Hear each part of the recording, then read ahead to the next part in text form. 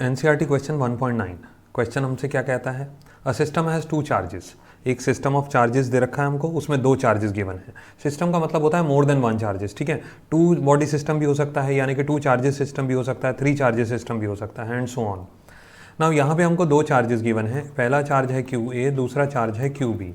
और Q A का value हमको गिवन है 2.5 इंटू 10⁻⁷ कूलम, पॉजिटिव चार्ज है। क्यू बी का वैल्यू हमको गिवन है माइनस का 2.5 इंटू 10⁻⁷। दोनों के बीच में हमने डिस्टेंस कंसिडर कर लिया आर, ठीक है। नाउ आर की वैल्यू क्या होगी वो अभी हम क्वेश्चन के डेटा के हिसाब से कैलकुलेट करेंगे। ये एक पॉजिटिव चार्ज है, ये एक नेगेटिव चार्ज है। इसका मतलब यहाँ पर भी डाइपोल हो गया, क्योंकि आप देख सकते हो दोनों की वैल्यूज़ बराबर हैं लेकिन नेचर ऑपोजिट है। Pair of equal and opposite charge.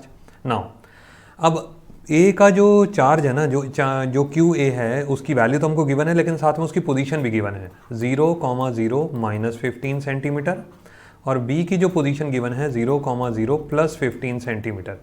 अब ये सेंटीमीटर का मतलब हो गया कि डिस्टेंस हम सेंटीमीटर में कैलकुलेट करेंगे, बाद में हमको मीटर में कन्वर्ट करना पड़ेगा उसको। अब जो पहले के दो कोऑर्डिनेट हमको जीरो दे रखे हैं, उसका मीनिंग क्या है कि ये this is X coordinate, this is Y coordinate, this is Z coordinate, last वाला।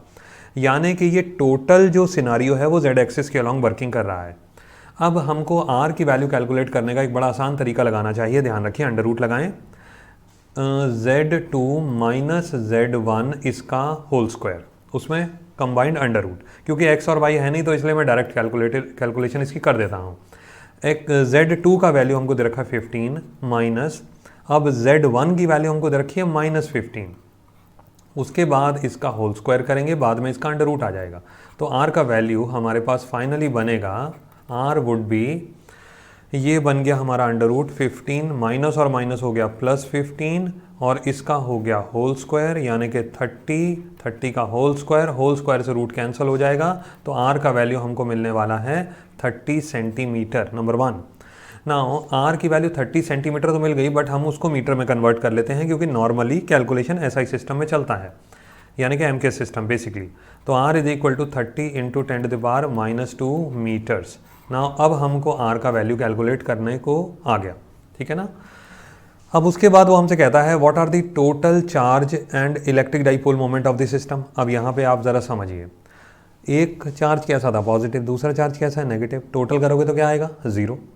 डाइपोल का अगर आप नेट चार्ज निकालना चाहते हो तो आंसर हमेशा क्या आने वाला है 0।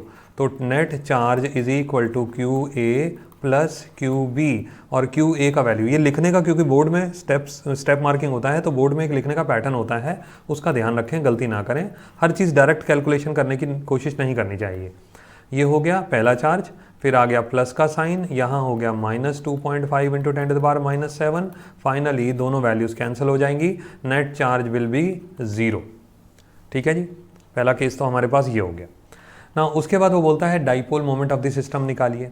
अब r का वैल्यू आपको मिल गया 30 इंटू 10⁻⁻2 मीटर, और डाइपोल मोमेंट निकालने का क्या फॉर्मूला होता है वो आपको मालूम है, और नहीं मालूम है तो इसका ध्यान से सुनिए इसको।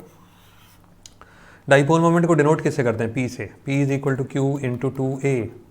अब 2a का मतलब पता है यहाँ पे क्या है, r, ठीक है ना। जनरली डाइपोल को रिप्रेजेंट करने के लिए डिस्टेंस 2a दे दिया जाता है, लेकिन ये कोई हार्ड एंड फास्ट रूल नहीं है, आप जो मर्जी ले सकते हो। ये तो सिंप्लीफाई करने के लिए बना दिए गए हैं कुछ तरीके। Now P is equal to Q into 2a, 2a की जगह हमने डायरेक्ट r कर दिया। कुछ बच्चे जल्दीबाजी में 2 को r से मल्टीप्लाई कर जाएंगे, ऐसा मत कर देना, 2a का मतलब ही r है यहाँ पे।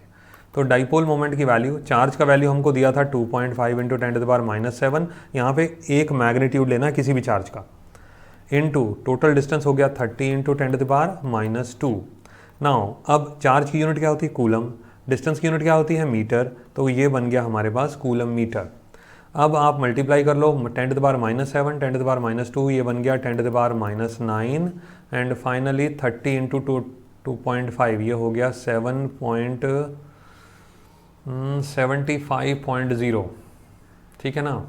ये हो गया 75, 75, 25 इंटू 3, और एक हो गया 0। या यूँ एक कैलकुलेशन का एक तरीका और भी सीख लो, ये हो गया डेसिमल लगाया, 0 लगा दिया, यहाँ से 0 कैंसिल हो गया, 20 इंटू 3, 25 इंटू 3, 75। तो 75 इंटू 10⁻⁹ कूलम मीटर। तो डाइपोल मोमेंट का डायरेक्ट आंसर हमारा हो गया 75 इंटू 10⁻⁹ कूलम मीटर। अब ये आंसर ठीक है, वैलिड है, बट इसको हम स्टैंडर्ड फॉर्म में भी कन्वर्ट कर सकते हैं। वो कैसे हो जाएगा स्टैंडर्ड फॉर्म में, एक डिजिट के बाद डेसिमल। तो स्टैंडर्ड फॉर्म निकालने के लिए आप 75 को 10 से डिवाइड करो, तो जब 10 से डिवाइड करोगे तो आपको 10 से मल्टीप्लाई भी करना पड़ेगा। तो ये बन गया हमारा 7.5 और ये बन गया हमारे पास 10⁻⁻8 कूलम मीटर। होपफुली क्वेश्चन समझ में आ गया होगा। जल्दी से नेक्स्ट क्लास में मिलेंगे।